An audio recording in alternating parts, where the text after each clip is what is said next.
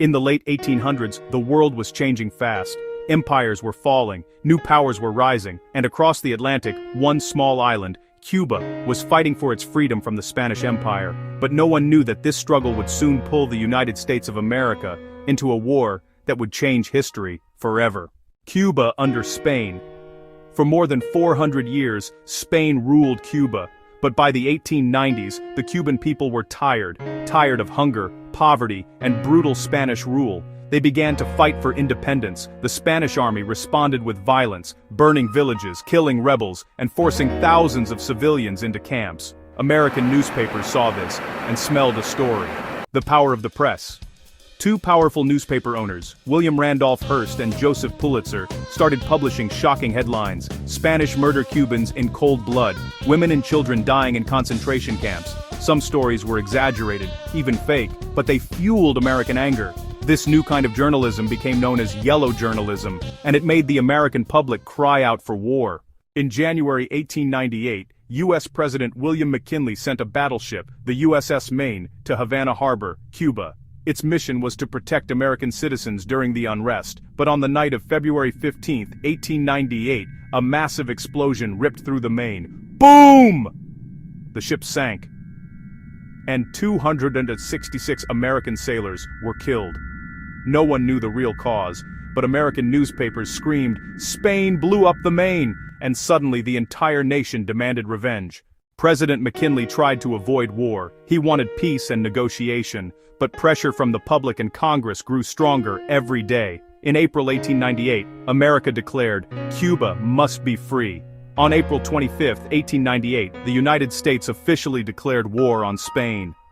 The Spanish-American War had begun. The world reacts. Europe laughed at America. They said, "The Americans are weak, they can't fight a real empire." But America was ready to prove them wrong. Across the Pacific in the Philippines, a young American naval officer named George Dewey prepared his ships for battle. Meanwhile in Cuba, a volunteer group called the Rough Riders, led by Theodore Roosevelt, was getting ready to fight on land. The calm before the storm. The world held its breath. Two empires, one old and fading, the other young and ambitious, were about to clash. No one could imagine that in just a few months, the map of the world would change forever. This was not just a war between Spain and America. It was the birth of a new world power. The war spreads across the world. The Spanish Empire once ruled the oceans, but by 1898, it was weak and fading. America, on the other hand, was young, confident, and ready to show its power. The war was fought on two sides of the world, Cuba and Puerto Rico in the Caribbean and the Philippines and Guam in the Pacific Ocean. President McKinley's plan was simple: hit Spain fast, hit them hard, end this war quickly. A mine steward John died. The Battle of Manila Bay. On May 1, 1898, before dawn broke over the Pacific, Commodore George Dewey led the U.S. Navy's Asiatic Squadron into Manila Bay, in the Philippines. The Spanish fleet waited, old wooden ships, rusty cannons, and tired sailors. At 5:40 a.m., Dewey gave his legendary order, "You may fire when ready, Gridley." The American guns roared. For hours, shells rained down on Spanish ships. When the smoke cleared, every single Spanish ship was destroyed. America lost 0 men in battle. It was a complete victory.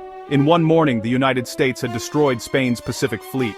News reached Washington and people celebrated in the streets. America had announced itself to the world. The battle for Cuba. While Dewey was conquering the seas, another story was unfolding in Cuba. American troops landed near Santiago de Cuba in June 1898. Among them was a volunteer cavalry unit known as the Rough Riders, led by the energetic and fearless Theodore Roosevelt. Under the scorching Caribbean sun, they fought their way up San Juan Hill. Bullets flew, soldiers fell, but the Rough Riders kept going, shouting, charging, refusing to back down. By the end of the day, they had taken the hill. Spain's defenses were collapsing. Roosevelt's courage in this battle would later make him a national hero, and one day, the President of the United States. The Siege of Santiago and naval clash. After San Juan Hill, American forces surrounded Santiago. The Spanish fleet, trapped inside the harbor, had only one choice: try to escape.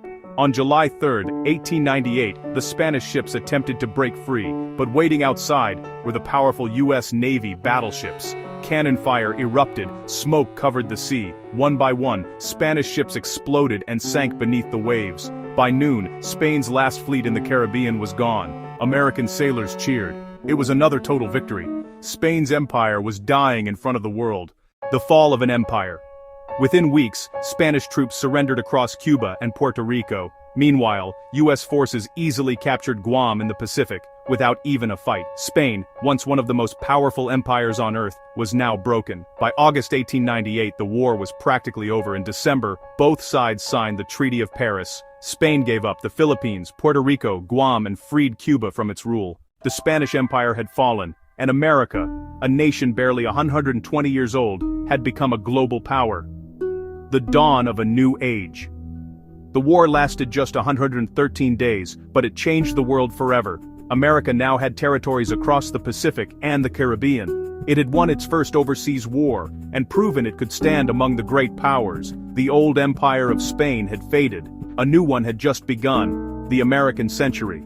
Settings: make the background music, sleepy music, copyright free. Add word by word. Subtitle: use a male clear American voice for the narrator. The Treaty of Paris.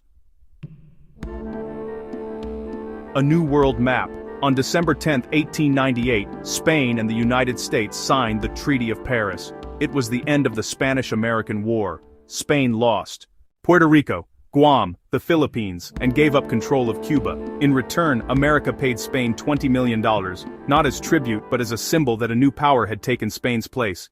The map of the world had changed. For the first time, the American flag flew across two oceans, but not everyone in America was celebrating.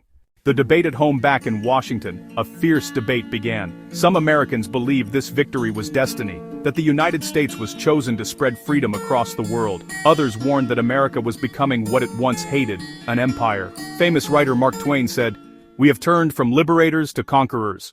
The question echoed in the hearts of millions: had America fought to free Cuba, or to rule others in Spain's place? The Philippine-American War. The truth came quickly. In the Philippines, people had expected freedom after Spain's defeat, but instead the United States decided to take control of the islands. This betrayal led to another bloody conflict, the Philippine-American War, 1899-1902. Filipino leader Emilio Aguinaldo led the fight for independence. For 3 long years, guerrilla war tore the islands apart. More than 200,000 Filipinos died. Soldiers and civilians alike. The same America that once fought against British rule was now ruling others by force. It was the dark shadow of victory, the rise of a global power.